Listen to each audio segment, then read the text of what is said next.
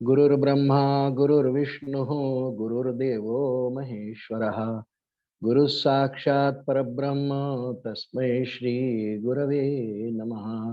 कल्याणानां निधानं कलिमलमथनं पावनं पावनानां पाथेयं यन्मुमुक्षोः सपदि परपदप्राप्तये प्रस्थितस्य विश्रामस्थानमेकं कविवरवचसां जीवनं सज्जनानां बीजं धर्मद्रुमस्य प्रभवतु भवतां भूतये राम नाम।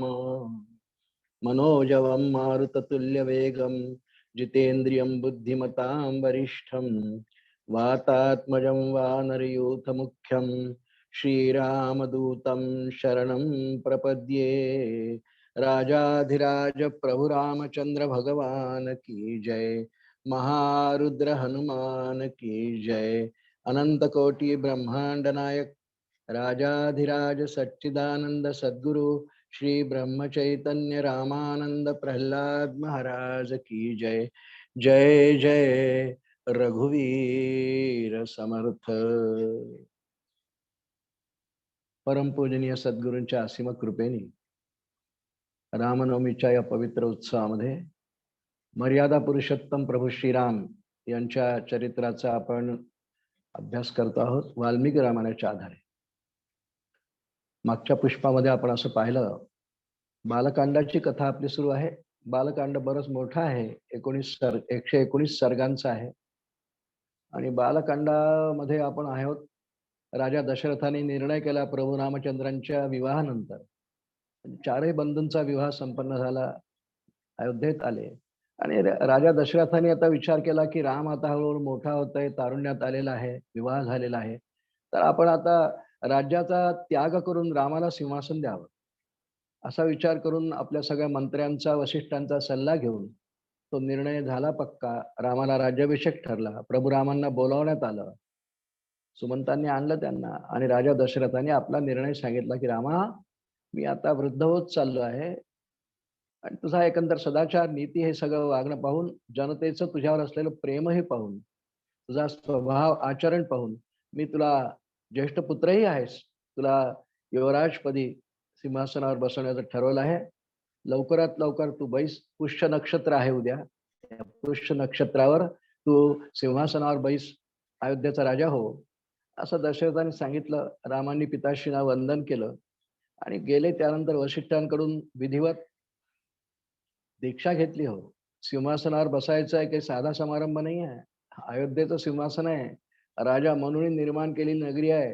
अयोध्येच्या सिंहासनावर आतापर्यंत कितीतरी पराक्रमी इक्ष्वाकू वंशातले राजे बसले, ते विधिवत वशिष्ठांनी त्यांना दीक्षा दिली आणि दशरथाच्या मनात एकदम एक विचार आला, सुमंत रामांना पुन्हा सोडून दिलाय कौशल्याच्या महालामध्ये आणि दशरथाने अचानक पुन्हा एकदा रामांना माझ्याकडे घेऊन ये सांगितलं। प्रभू रामचंद्र कौशल्याच्या महालात होते आणि या सुमंतांनी येऊन सांगितलं की कौसल्या सुप्रजा राम पिता त्वाम द्रष्टुमिच्छसी। पुन्हा एकदा आपल्याला बोलावलंय। पुन्हा प्रभू रामचंद्र दशरथांकडे आले आणि त्यांना थोडं आश्चर्य वाटलं की आत्ता तर आलो आपण, उद्या अभिषेक होणार आहे आणि पुन्हा का बोलावलं असेल असा मनात विचार आला असेल। पण प्रभू रामचंद्र आले, दशरथांना वंदन केलं, दशरथांनी जवळ घेतलं रामांना आणि सांगितलं, हे बघ रामा, सध्या मला फार घोर स्वप्न पडतात आहे आणि माझ्या जन्मपत्रिकेचा जर विचार केला सध्या तर सूर्य, राहू आणि शनी हे 3 ग्रह एकत्र आलेले आहेत। ही फार वाईट ग्रहदशा असते रामा आणि मी तुला एकट्याला सांगतोय, कुणाला सांगू नकोस। अशी ग्रहदशा जर असेल तर राजा खूप मोठ्या संकटात सापडू शकतो किंवा एखाद्या वेळा राजाचा मृत्यूही होऊ शकतो, म्हणून तू शीघ्रातिशीघ्र राज्यपद स्वीकारून घे अशी माझी इच्छा आहे। प्रभू रामचंद्राने ते फक्त ऐकून घेतलं आणि पुन्हा आपल्या महालात आले। पण दशरथाने सांगितलं, एका अध्यायात सांगितलं आहे। प्रभू रामचंद्र पुन्हा परत आले आणि आपल्या राज्य सिंहासनावर बसण्यासाठी ज्या ज्या काही विधी आहेत त्या सर्व त्यात गर्क झाले। म्हणजे आपल्या धर्मपत्नी सीतेसह त्यांनी दीक्षा तर घेतलेलीच आहे आणि सहपत्न्या विशालाक्षा नारायण उपागमत असं वाल्मिकींनी वर्णन केलंय। ते नारायण म्हणजे विष्णूंचीच उपासना करतात, स्वतः अंशत आहेत विष्णूंचे, पण तरी देखील उपासना करतात. आनंदी आनंद आहे सगळ्या अयोध्येमध्ये. प्रभू रामचंद्र दुसऱ्या दिवशी पहाटे लवकर उठले. सूत मागध इत्यादी सभासद इत्यादी स्तुती पाठक स्तुती गातात आहे. सगळ्या अयोध्येचं वातावरण अत्यंत पवित्र आहे. आज प्रभू रामचंद्र अयोध्येच्या सिंहासनावर आरूढ होणार आहेत. सगळीकडे वार्ता गेली ही. अत्यंत आनंदी आनंद आहे. प्रभू रामचंद्र लवकर लवकर उठले. जानकी देवी उठल्या. रात्रभर त्यांनी उपवास केलेला आहे. उशान्न आणि चटईवर शयन केलेलं आहे. तशीच दीक्षा आहे. मंत्रवत कारयाम्यास वैदय्याम सहितं शुचिः असं वर्णन केलेलं आहे.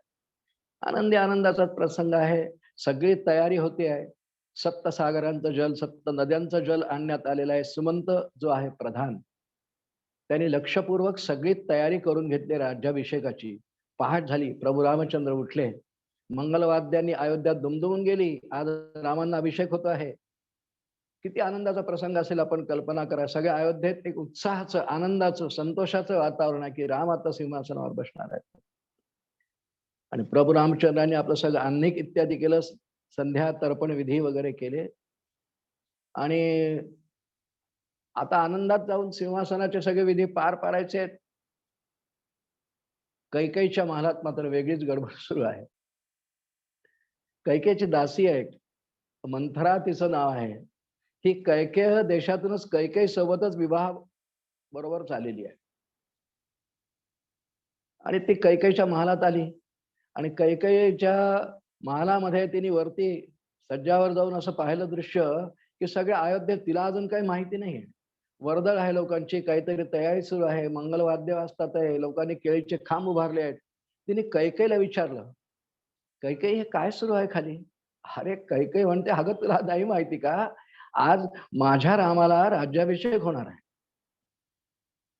माझ्या रामाला आज राज्याभिषेक होणार आहे. युवराजपदी राम आरूढ होणार आहे आज. किती आनंदाची वार्ता आहे. ती म्हणते, आनंदाची वार्ता कशी? आनंदाने तिला कैकेयीने मिठी मारली असं वर्णन आहे. तिची खूप आवडीची आनंद दासी आहे. तिच्या बरोबर माहेरून आलेली आहे ना, आणि तिला अत्यंत प्रसन्नतेने, प्रसन्न आहे सध्या कैकेयी, तिला एक आभूषण उपहार म्हणून भेट दिलं आणि तिने ते असं हातात घेतलं आणि फेकून दिलं.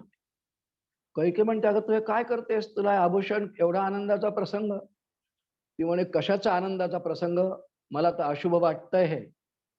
कैकेयी तिच्याकडे नुसती नजर रोखून पाहतीये की काय म्हणते. अगं किती अशुभ आहे. रामाला राज्याभिषेक होईल. तुझा भरत आहे ना पुत्र, भरत कुठे जाईल मग? दशरथ राजा सापत्न व्यवहार करतोय. आता रामाला राज्याभिषेक होईल, तुझ्या भरताला कोण विचारेल नंतर? मग रामाला राज्याभिषेक होईल, भरत त्याचा दास होईल, सेवक होईल. तुला नाही कळत का कैकेयी हे? कैकेयी म्हणाला, तू काय बोलतेस हे? रामम वा भरते वाहम विशेषण नोपलक्ष्य. फार सुंदर श्लोक इथे वाल्मिकींनी कैकेयीच्या मुखात दिलाय. रामम वा भरते वाहम विशेषण नोपलक्ष्य तस्मात तुष्टास्मी यद राजा रामो राज्ये विशेषती. मी तर खूप आनंदाने प्रसन्न आहे ग. अगं मला जसा भरत तसाच राम. रामही माझ्यावर किती प्रेम करतो. तो कधी मला सावत्राई म्हणतो का? सगळ्याच आयांवर, तिघींवरही सारखं प्रेम करतो ना तो, आणि मी सुद्धा त्याच्यावर किती प्रेम करते. आणि मी म्हणते, तू का जळतेस रामावर? या मंथरेला कुठून काय माहित रामांचा पहिल्यापासून द्वेषच वाटतोय.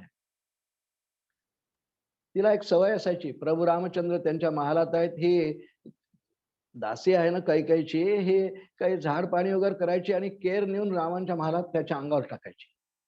रामांनी हिला कुब्जावण्याचा शाप दिलेला आहे. ती नंतर शरण आली, उत्शाप मागितला.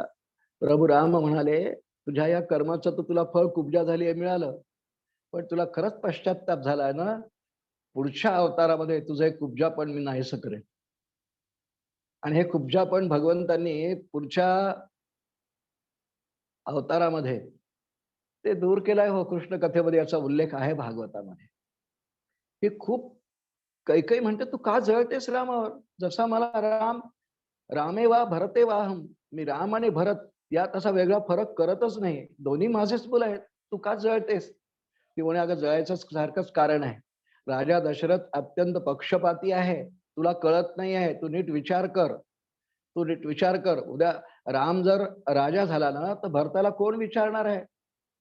आणि एक वेळ अशी सुद्धा येऊ शकेल की राम भरताला राज्यातून हाकलून सुद्धा देईल. सावत्र भाऊ आहे ना, हळूहळू हळूहळू कैकेयीचे कान फुंकायला भरायला त्यांनी सुरुवात केली आणि कैकेयीचा हळूहळू हळूहळू एकंदर आविर्भाव बदलत चालला. ती म्हणते, अगं पण सगळी तयारी झालेली आहे, आता राज्याभिषेक होणार आहे, आजच आता पहाटेची वेळ अगदी. मुहूर्त निघालेला आहे, वसिष्ठ महामुनींनी मुहूर्त काढलाय, पुष्य नक्षत्रावर राम सिंहासनावर बसणार आहे.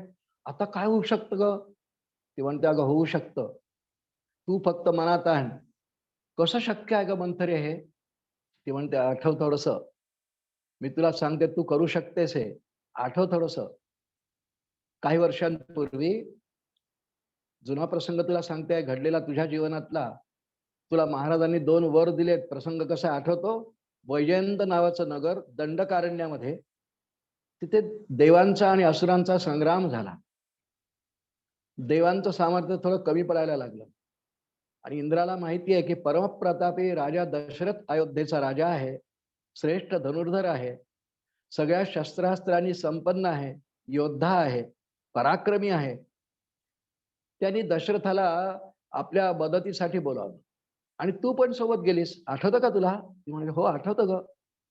तिथे तू गेलीस, दशरथाचं सारथ्य तू केलंस त्यावेळेला. सारथ्य केलं. दशरथावर असा एक आणीबाणीचा प्रसंग आला की युद्धामध्ये हे होत असतं. राजा दशरथ थोडे बेसावत झाले, बेशुद्ध पडले असं वर्णन आहे. आणि तू त्यांचा रथ ते बेसावत पडले म्हणून जे कुशल सारथ्याचं कर्म सांगितलंय, त्यांनी येन केन प्रकारे आपला जो रथी आहे, त्या रथ्याचं रक्षण करायचं हे सारथ्याचं काम आहे. तू अत्यंत सावधपणे राजा दशरथाचा रस वनात आडमार्गाने सुरक्षित जागी नेला आणि ते सावध झाल्यानंतर पुन्हा युद्धभूमीवर आणला. काही रामायणांमध्ये अशी कथा आहे की दशरथाच्या रथाचं चाक तुटलं, आस तुटला आणि त्यात कैकेयीने हात घातला, अशी कथा आहे कुठे कुठे. पण वाल्मिकी रामायणात हा उल्लेख नाही आहे. वाल्मिकी रामायणामध्ये फक्त तिने रथ थोडा आडमार्गाला नेऊन वनात नेला आणि दशरथ राजा सावध झाल्यावर पुन्हा आणला. युद्ध संपलं, देवांचा विजय झाला, दशरथाने तो करोध दिला. पण राजा दशरथ खूप प्रसन्न झाले कैकेयीवर. कैकेयी, मी बेशुद्ध झालो असताना माझं प्राणांचं रक्षण तू केलंस आणि उत्तम सारथ्य कर्माचा परिचय दिलास, मी खूप प्रसन्न आहे. मी तुला 2 वर देतोय, माग, तुला काय मागायचं माग, 2 वर देतोय तुला. कैकेयी म्हणाली, मला आता वर नको आहेत, पण तुम्ही वर दिलेत, मला जेव्हा गरज पडेल तेव्हा मी मागेन. तथास्तु, राजा दशरथाने म्हटलं. हे मंथरा कैकेयीला सांगतीये की तू आठव हा प्रसंग. तुझ्याकडे राजाने दिलेले 2 वर आहेत शिल्लक, ते माग राजाला. तौ च याचस्व भर्तारं भरतस्याभिषेचनं प्रव्राजनं च रामस्य वर्षाणि च 14. हा श्लोक मंथरेच्या तोंडात. तू माग राजा 2 वर. कैकेयी नुसती पाहते आणि ती म्हणते, तौच याचस्व भरतारम, तुझ्या पतिदेवांना तू वर माग. भरतस्य अभिषेचनम, पहिल्या वराने भरताला राज्याभिषेक माग आणि एका वराने प्रव्राजनंच रामस्य वर्षाणि च 14. 14 वर्षांचा वनवास रामाला वल्कल धारण करून, वल्कर आणि मृगाजीन धारण करून रामाने वनवास ग्रहण करायचा आहे आणि भरताला राजसिंहासन माग. हे माग आता. आता राजा दशरथ तुझ्याकडे येतील तुला सांगायला. तिला तसं कळलेलं आहे कर्णोपकरणी, पण राजा दशरथाने विचार केला की रामराज्याभिषेकाची ही वार्ता आपल्या 3ही राण्यांना आपण दिली पाहिजे. आणि सर्वात आधी कैकेयींकडे ते आले असं वर्णन आहे. पण मध्ये मंथरा म्हणते, कैकेयी आता महाराज येतील, सकाळ झालेली आहे, पहाट झालेली आहे, महाराज येतील तुझ्याकडे, तू आता हे सुंदर आभूषण घातलेले वस्त्र वगैरे काढून टाक आणि मलिन वस्त्र धारण कर आणि क्रोधागारात जाऊन बैस. क्रोध भवन असायची पूर्वी महालांमध्ये. एखादा कुपित झाला, क्रोध आला, निराश वाटलं की त्या क्रोध भवनात जाऊन बसायचं. आणि मंथरा निघून गेली, तिचं काम झालं, तिचं एवढंच काम आहे. आणि मंथऱ्यांनी जर हा प्रताप केला नसताना तर पुढे रामकथा कशी घडणार हो? ही सर्व देवांना काळजी म्हणून मंथरेच्या जिभेवर येऊन तिला तशी बुद्धी प्रदान करून ईश्वरी योजनेप्रमाणे, कारण पुढे रावण कुंभकर्ण इंद्रजित संपवायचे आहेत ना, या भूमीचा भार हलका करायचा आहे ना. आणि तिची ती दुर्बुद्धी कैकेयीला खूप मानवली. कल्कनीने मलिन वस्त्र परिधान केली, आपल्या अंगावरची सगळी आभूषणं काढून टाकली, केस मोकळे केले, आपल्या गळ्यात बांधलेला पुष्पहार गजरा वगैरे ते काढून फेकून दिले, क्रोधागारात गेली आणि भूमीवर पडली. शयन नाही केलं, भूमीवर पडली, अस्ताव्यस्त पडली. राजा दशरथ खरंच आले. त्यांनी विचार केला कैकेयीला वार्ता सांगूया. सगळ्यात आधी कैकेयीच्या महालात आले, दासदासी समोर आल्या, महाराजांचं स्वागत केलं. सकाळी सकाळी महाराज आलेले. राणीसाहेब कुठे आहेत? महाराज त्या क्रोध भवनात आहेत. हा, क्रोधागारात? त्याच्या मनात शंका आली, हिला क्रोध यायला काय झालं सकाळी सकाळी एवढ्या? परंतु तरी देखील राजा दशरथ स्वतः जातीने क्रोध भवनात गेले, क्रोधागारात गेले. ती अस्ताव्यस्त पडलेली आहे, केस मोकळे सोडलेले आहे. राजा दशरथ आणि तिच्या जवळ गेले, अगं तुला काही काही काय झाला? किती चांगला दिवस आहे, रामाला राज्याभिषेक होतोय, तुझा प्रिय आहे राम, खूप आनंदाची वार्ता आहे, तू असं धरणीवरती अंग का टाकलंस आणि आभूषण का फेकून दिलीस? ती आधी बोललीच नाही, माझ्याशी बिलकुल बोलू नका म्हणाली. आणि डोळे असे थोडेसे रडून रडून लाल झाल्यासारखे केले आहेत. देखावा खूप सुंदर केला की मी उदास आहे, उद्विग्न आहे, क्रोध आलेला आहे. आणि दशरथ तिच्या जवळ जाऊन म्हणतात, तुला काय झालं? तुला कोणाचं भय वाटतंय का? किंवा तुला कोणी अपमानित केलेलं आहे का? तर कैकेयी म्हणते, नाही, मला कुणाचे भयही वाटत नाही आणि मला कोणी अपमानितही केले नाही. तुला काय झालंय?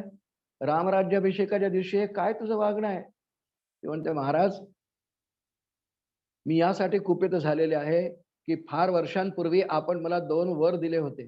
2 का मला आठवतं ना, ते मला मागायचे. ते 2 वर मी अगं माग ना, रामाला राज्याभिषेक आहे, माझा अत्यंत प्रिय आहे राम, एक क्षणभरही त्याच्या वियोगाचं दुःख मी नाही सहन करू शकत, तू माग. हा दशरथ तुला वचन देतोय, तेन रामेण कैकेयी शपेते वचन क्रियाम, मी रामाची शपथ घेऊन सांगतो की तू जे मागशील ते मी देईन. तेन रामेण ते कैकेयी शपेन वचन क्रियाम, शपेते वचन क्रियाम, त्यांनी 2 वचन घेतली आहेत. मी रामाचं वचन घेतो आणि मी माझ्या सत्कर्मांचंही वचन घेतो असं म्हटलेलं आहे. त्यांनी पुष्कळ सत्कर्म केले आहेत, तो खूप यज्ञ केले आहेत, देवांना युद्धात सहाय्य केलेलं आहे, परमप्रतापी आहे, बलवान आहे आणि धर्मशील वृत्तीचा राजा दशरथ आहे. त्याने आपल्या सगळ्या सत्कर्मांची वचन घेतलं आणि प्रभू रामचंद्रांचं वचन घेतलं. मला अत्यंत प्रिय राम आहे ना, मी रामाचं वचन घेऊन सांगतो की तुझं दोन्ही वर मी पूर्ण करीन, माग तुला काय मागायचं. ती म्हणते, बघा हा, विचार करा, तुम्ही मला वचन दिलंय, नंतर माझे वर ऐकल्यानंतर तुम्ही माघारी फिराल असं होऊ देऊ नका. सत्यवचनी राहा, सत्यापासून पाठ फिरवू नका. आणि तुम्ही जे मला 2 वचन दिलेत ते लक्षात ठेवा. यथा क्रमेण शपते वरम मम ददासीच, ते मला आता 2 वर द्या, मी मागेन ते, वचनापासून मागे पळू नका. यथा क्रमेण शपते वरम मम ददासीच तत् शृण्वन्तु त्रयस्त्रिंशत् देवा सेंद्र पुरोगमाः, असा तिच्या तोंडी श्लोक आहे की महाराज मी तुम्हाला आता जे मागते आहेत, तुम्ही वचनही दिलेलं आहे, ते सगळे देव 33 कोटी देव ऐकवत इंद्रासह सेंद्र पुरोगमा, आणि त्याचबरोबर या संपूर्ण भूतलावर जितके प्राणी आहेत, सकाळ दुपार रात्र माध्यान्ह सूर्य चंद्र नद्या तारे ग्रह सगळे प्राणी ते सुद्धा ऐकवत. आणि दशरथ राजा ऐकतात आहे. कैकेयीने वर मागितला हो, नवपंचच वर्षाणि दंडकारण्यमाश्रितः चिराजिनधरो धीरो रामो भवतु तापसः भरतो भरतानद्य यौवराज्यमकंटकम्, असा श्लोक कैकेयीच्या तोंडात आहे. नवपंचच वर्षांनी, नवपंच म्हणजे 14, नवपंचच वर्षांनी दंडकारण्यमाश्रितः, रामाने दंडकारण्यामध्ये 14 वर्ष वल्कल धारण करून जावं, हा माझा पहिला वर मी मागती आहे. आणि चिरा जिनधरो धीरो रामो भवतु तापसहा, तपस्वी राहायचं. आणि दुसऱ्या वराने तिने मागितलेलं आहे, भरतो भरता नद्य यौवराज्याम कंटकम, आणि माझ्या भरताला राजसिंहासन मिळावं, असे 2 वर मी आपल्याला मानते. हे 2 वर तिचे ऐकले, राजा दशरथ मूर्छितच पडला. आज राज्याभिषेकाचा उत्सव सण आहे, आज राज्याभिषेक रामाला होतोय, हिने काय अभद्र मागितलं आहे. त्याने कानावर आठवते, कैकेयी काय मागितलंस, किती घोर अन्याय, रामाशी तुझं काय वैर आहे. त्याला आज अभिषेक होणार आणि त्यांनी वनात जायचंय. ती म्हणते, आपण वचन दिलंय मला की मी तुला वचन देतो, रामाची शपथ घेऊन तुम्ही वचन घेतलेलं आहे, वचन सत्य करा. आणि दशरथ राजा काही काळपर्यंत मूर्छित पडला, पांढरा फटक पडला. त्याला अत्यंत प्रिय असलेली वार्ता कानावर पडली, राम त्याला अत्यंत प्रिय आहे. हो, सगळ्यात पुत्रांवर दशरथाचं प्रेम सारखं आहे, पण रामावर थोडस आहे विशेष जास्त, कारण त्याचं कर्तृत्वही तसं आहे. आणि स्वतः प्रभुराम हा विष्णूंचा अंश आहे, त्याला माहिती आहे वशिष्ठांकडून. अत्यंत प्रिय असलेल्या रामाला 14 वर्षांचा वनवास काही पहिल्या वराने मागते. दशरथ राजा खरंच बेशुद्ध पडले. थोडे सावध झाल्यानंतर म्हणतात, दुष्टे कैकेयी काय मागितलं असे, माझा राम वनात जाईल, सुकुमार कोमल आहे, 14 वर्ष वनात जाईल, काही कर, हा वर नको मागू, दुसरा काही माग. पण ती आपल्या निर्णयावर ठाम आहे. इकडे सकाळ झालेली आहे, बाहेर गडबड सुरू आहे, मंगलवाद्य वाजतात आहे, वशिष्ठ महामुनी आले आहेत, सगळी तयारी झाली आहे राज्याभिषेकाची. वशिष्ठांचं स्वागत सुमंतांनी केलेलं आहे. वशिष्ठांनी सुमंतांना सांगितलं की सगळी तयारी झालेली आहे, असा निरोप तू राजा दशरथाला दे की राज्याभिषेकाची सगळी तयारी झालेली आहे आणि मुहूर्त जवळ येत चाललेला आहे, मी आलेलो आहे, अशी वार्ता तू राजा दशरथाला दे. इकडे राजा दशरथ धरणीवर पडलेला आहे, डोळे लाल झालेले आहेत. रामाचा आता वियोग होणार, वचन तर आपण देऊन चुकलेलो आहे. ती मागे घ्यायला तयार नाही, तिच्या विनवण्या खूप केल्या, तिच्या पाया सुद्धा पडला दशरथ, असं वर्णन आहे. पाया सुद्धा पडले की तू हा वर परत घे. आणि सुमंत आले कैकेयीच्या महालामध्ये. राजा दशरथ जमिनीवर, त्यांना थोडंसं आश्चर्य वाटलं. राजाची पाठ आहे यांच्याकडे. त्यांनी कैकेयीला विचारलं, माते काय झालं, राजांना बोलत का नाही आहे ते निरोप द्यायला आलेत वाचते की वशिष्ठांचा. पण कैकेयी म्हणते, महाराज रामराज्याभिषेकाच्या प्रसंगाला समोर आणून रात्रभर झोपले नाही आहेत, म्हणून त्यांचे डोळे लाल झालेले आहेत. आणि सुमंताकडे पाहून फक्त असा हात करतात आहे, तू एक काम कर, तू रामाला बोलवून आण. तो पण माते नात्र कार्य विचारणा, दुसरं काही विचारू नकोस, आता रामांना बोलवून आण, असं यांचं सांगण्यात. ते फार भयभीत झालेले आहेत, म्हणून ते रात्रभर जागल्यामुळे तुझ्याशी बोलू शकत नाही आहेत. त्या सुमंत आज्ञाधारी सेवक आहे हो, अष्टप्रधानांपैकी आहे. सुमंतांच्या मुखामध्ये श्लोकार्ध आहे, अश्रुत्वा राजवचनम कथं गच्छामि भामिनी. मी राजाचा सेवक आहे, त्यांची आज्ञा झाल्याशिवाय मी कसा का जाईन इथून. पण ते ठीक आहे, राजा दशरथाने ते ऐकलं. फक्त सुमंता रामाला घेऊन ये. त्याला कळलं नाही महाराज एवढे विव्हळतात काय, रडतात काय. पण ती आज्ञा झाली राजांची. बाहेर आले, बाहेर सगळी माणसं जमलेली, ऋषीमुनी जमलेले, सगळे आमंत्रित पाहुणे. सुमंतांनी यथा विधी सगळ्यांची थोडं थोडं भाषण केलं आणि लगबगीने रामांच्या महालात आले. प्रभू रामचंद्र, कौसल्या, सीता, लक्ष्मण सगळे एकत्र जमले आहेत. आता राज्याभिषेकाचा मंगल क्षण जवळ येत चाललेला आहे, सगळे एकत्र आहेत कौशल्याच्या महालामध्ये. आणि त्या ठिकाणी येऊन सुमंतांनी रामांना पुन्हा निरोप दिला की महाराज आपल्याला बोलावतात आहेत. महाराज कैकेयीच्या महालात आहे, रथ आणलाय मी महाराज. प्रभू रामचंद्र आणि लक्ष्मण कौशल्याला सांगितलं, आई मी आत्ता पिताश्री काय म्हणतात बघून येतो, त्यांना वंदन करून येतो. हो रामा, पिताश्रींना वंदन करून ये, आज राज्याभिषेक आहे तुझा, वंदन करून ये. आणि जानकी म्हणजे सीता आणि कौशल्या मात्र कौशल्याच्या महालातच थांबल्या. राम आणि लक्ष्मण सुमंतांच्या रथात बसून राजा दशरथाकडे जाण्यासाठी कैकेयीच्या महालाकडे चालले. सगळी अयोध्येतली प्रजा रामांना पाहते आहे, सर्वांना आनंद आहे. यश्च रामन्न पश्येतु यंच रामो न पश्यती. सुंदर श्लोक लिहिला वाल्मिकींनी. यश्च रामन्न पश्येतु, प्रभू राम सगळ्यांकडे पाहून अभिवादन करायचे, प्रत्येकाची दृष्ट भेट व्हायची. यश्च रामन्न पश्येतु यंच रामो न पश्यती. सगळी प्रजाही रामांकडे पाहती आहे, राम प्रजेकडे पाहतात. आणि ज्याच्याकडे अशी दृष्टभेद नाही झाली, रामांनी नाही पाहिलं ना, किंवा ज्यांनी रामाकडे नाही पाहिलं किंवा रामाने ज्याच्याकडे नाही पाहिलं, निंदित सर्व लोकेशु स्वात्माप्यनन बिगरते, ते स्वतःचा धिक्कार करायचे. अत्यंत आनंदात रथातून सगळ्यांना अभिवादन करत करत प्रभू राम कैकईच्या महालापर्यंत आले. सुमंतांना सांगितलं, माझ्या आगमनाची वार्ता पिताश्रीना दे. सुमंत आत गेले. कैकेला सांगितलं की प्रभू राम आलेले आहेत लक्ष्मणासह. आणि सुमंत बाहेर निघून गेले. राम आणि लक्ष्मण आत आले. ती पित्याची अवस्था पाहिली प्रभू रामचंद्रांनी. जमिनीवर गडबडात लोळणारे, काही बोलत नाही, डोळे लाल झालेले. फक्त रामाकडे पाहिलं आणि एवढं म्हटलं, राम, एवढं म्हटलं. अत्यंत करुण रसात, शोकग्रस्त, विषाद, डोळे लाल झालेले. रामांना कळलं नाही. कधीही भयभीत न होणाऱ्या रामांच्या मनामध्ये एक क्षणभर थोडी भयाची शंका आली, थोडीशी. न रामो भयमापन्ना, थोडस भय आलं की काय झालं असेल. गेले पिताश्रींना वंदन केलं. राजा दशरथ थोडेसे उठून बसलेले असल्यावर रामाला हृदय शितलं. रामा, अरे बोलू नाही शकले.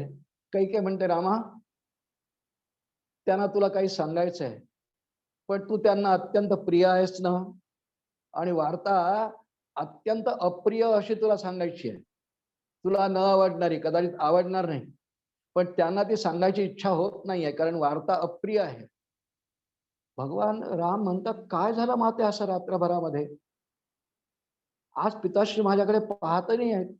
एरवी जर क्रोधात जरी असले आणि मी समोर आलो तर माझ्याकडे प्रसन्नतेने पाहतात. आज मात्र असे पाहत नाही. यांच्या अंतःकरणात खूप शोक दाटलेला आहे, मला असं वाटतंय. काय झालंय माते? ती म्हणते, रामा, त्यांना सांगत नाही, पण मी तुला सांगते. आणि मग तिने रामांना आपल्याला दशरथाने 2 वर दिले होते इथपर्यंत कथा सांगितली, की असं असं वैजयंत नगरात आम्ही गेलो असताना त्या ठिकाणी महाराजांनी मला स्वेच्छेने 2 वर दिले होते.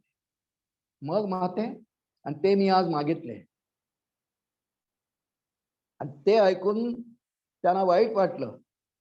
तुलाही जर का ते ऐकून वाईट वाटणार असेल तर विचार कर, आणि तुला ते ऐकल्यानंतर त्याप्रमाणे आचरण करण्याची जर का बत्ती असेल तरच सांगते, ऐक. राम एकदम म्हणाले, माते काय बोलतेस? धिक्कार आहे रामाचा. तुझे माझ्याविषयीचे असे उद्गार. तद्ब्रूही वचनं देवी, तद्ब्रूही वचनं देवी राज्ञो यदभिकांक्षितम. सुंदर श्लोक आहे ते वाल्मिकींचा. तद्ब्रूही म्हणजे ऐक माते. तद्ब्रूही वचनं देवी राज्ञो यदभिकांक्षितम करिष्ये प्रतिजानेच रामो वीर नाभिभाषते. राम 2 गोष्टी बोलत नाही. पिताश्रींनी तुला वचन दिलंय, ते तू मागितलंयस, हा राम नक्की करेल. कितीही अप्रिय असलं, माझा प्राण जरी द्यावे लागले तर मी देईन, कारण पिताश्रींनी तुला वचन दिलेलं आहे, वर दिलेले आहेत ना. तू सांग फक्त पिताश्रींना तू काय वर मागितलेस. आणि मग कैकेयीने सांगितलं, जे 2 वर यांनी मला दिलेले होते, पहिल्या वराने मी भरताला सिंहासन मागितलंय, राज्याभिषेक मागितलाय. आणि रामा, दुसऱ्या वराने तुला 14 वर्षाचा दंडकारण्यामध्ये वनवास भोगायचा आहे, वल्कल धारण करून. असे मी 2 वर मागितले. तुला आवडो न आवडो, पण मी यांना हे वर मागितले. राम म्हणतात, बस माते, एवढ्यासाठी? माते, माझ्या पिताश्रींनी तुला जर वचन दिलं आहे तर मी ते अवश्य पूर्ण करीन. लक्ष्मण रागाने लाल होत आहे. कारण प्रसंग कसा आहे बघा, बाहेर सगळी राज्याभिषेकाची तयारी सुरू आहे, पूर्ण झालेली आहे, मुहूर्त जवळ आलेला आहे, आणि हे रात्रभरात घडलेलं आहे. लक्ष्मण इतका क्रुद्ध आहे, रामाने त्याला शांत केलंय. शेष आहे ना तो. राम लक्ष्मण आपल्या आईला आश्वासन दिलं की माते, पिताश्रींचं वचन पूर्ण करता मी अवश्य 14 वर्षांचा वनवासात जाईन. माते, तू भरताला बोलावून घे आणि भरताला सिंहासनावर बसवा तुम्ही सगळे मिळून. अयोध्येच्या प्रजेचं भरत नीट रक्षण करील, मला माहिती आहे. तो शांत, संयमी, त्याचप्रमाणे योद्धा, पराक्रमी आहे, विवेकी आहे. तो योग्य राज्य सिंहासन सांभाळेल मला खात्री आहे माते. मी वनात गेल्यानंतर त्याला बोलवून घे. म्हणते रामा आणि लक्ष्मणा, रामा तू आता लवकर वनात जा, कारण तू वनात जर गेला नाहीस ते स्नानही करणार नाहीत, भोजनही घेणार नाहीत. त्यांना आता बोलवत नाही आहे, पण ते भोजन घेणार नाहीत. तू वनात जायची तयारी कर. ठीक आहे माते. कैकई बद्दल रामांच्या मनामध्ये यत्किंचही दुराग्रह काही नाही, राग नाही, तिटकारा नाही, द्वेष नाही. कर्तव्यपरायण राम आहेत. मर्यादा पुरुषोत्तम म्हणतात ना, पिताश्रींची आज्ञा ती परिपालन करण्याकरता प्रभू रामचंद्र वनात जाणार आहे. प्रभू रामचंद्र त्यानंतर कैकेयीची आज्ञा घेऊन तिला वंदन करून पिताश्री विवळतच आहे. त्याला काही बोलवतही नाही. वाईट वाटतंय आणि त्यांनी पुन्हा टाहो फोडला रामा असं म्हणून. प्रभू राम तिथून निघाले, कौसल्याच्या महालात आले. कौसल्या खूप उपचारांमध्ये मग्न आहे. रामाला राज्याभिषेक होणार. तिने काही मंगल वाचन, स्वस्ती वाचन, काही इत्यादी मंगल क्रिया सुरू केल्या होत्या, विधी सुरू केले होते, काही व्रत सुरू केले होते. ती आली, रामा आलास तू? हो माते मी आलो, पिताश्रींना भेटून आलो. बैस रामा. त्याला आसन दिलं, उपहार समोर ठेवला. राम म्हणतात, माते तुला बहुतेक कळलेलं नाही अजून. काय रामा? आता मी जे तुला सांगेन ते अप्रियच होईल तुला, तुला नाही सहन होणार माते, पण मला सांगायला पाहिजे. पिताश्रींच्या आज्ञेने मी 14 वर्षांचा वनवास सेवन करायला जातोय आणि पिताश्रींच्या आज्ञेप्रमाणे आता माझ्या ऐवजी भरताला राज्याभिषेक होणार आहे माते. कौशल्य धाडकन जमिनीवरच पडली हो, कारण ती सगळी तयारी करते आहे. तयारी बाहेर झालेली आहे, ती घरात सर्व तयारी करते पूजेची वगैरे, ती धाडकन घोसळून पडली. थोडी सावध झाली. आई हा पिताजींचा निर्णय आहे, त्यांचं वचन आहे. सगळे प्रसंग सांगितला की कैकेयीने कसे वर मागितले सगळं सांगितलं. खूप दुःख झाला, अंबरडा फोडला. तू वनात जाणार रामा आता? रामा नको जाऊ रे. आई मला पितृवचन पालन केलंच पाहिजे. पिताश्रींची आज्ञा आहे ती, मला ती मी सांभाळली पाहिजे. लक्ष्मणाकडे पाहिलं. लक्ष्मण तर क्रोधातच आहे. प्रभू रामचंद्र याला काय म्हणतात? स्त्री लंपटपणाशिवाय काय म्हणतात बोला मला. खूप त्यांनी दशरथाला खूप दूषण ठेवली आहेत, क्रोधात आहे. रामा तुम्ही पहा, ही वार्ता नगरात पसरण्याच्या आतमध्ये मला आज्ञा द्या. बघतो कोण मध्ये येतो, तुम्हाला राज्याभिषेक करतो. जर कोणी मध्ये येईल तर माझं हे धनुष्य काही फक्त शोभेचं नाही आहे.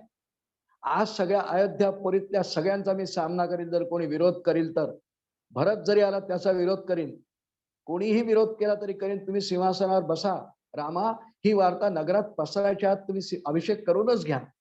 प्रभू रामचंद्र त्याला समजवतात, लक्ष्मणा तुझा बल आणि पराक्रम मी जाणतो. तू पराक्रमी आहेस, बलवान आहेस, तुझ्या शौर्य आहे, तेज आहे. परंतु प्रत्येक वेळा शौर्य आणि बलाचा उपयोग नसतो. परमार्थ सिद्धीसाठी, परलोकासाठी बलाचा फारसा उपयोग होत नसतो. विवेकच धारण करायला पाहिजे.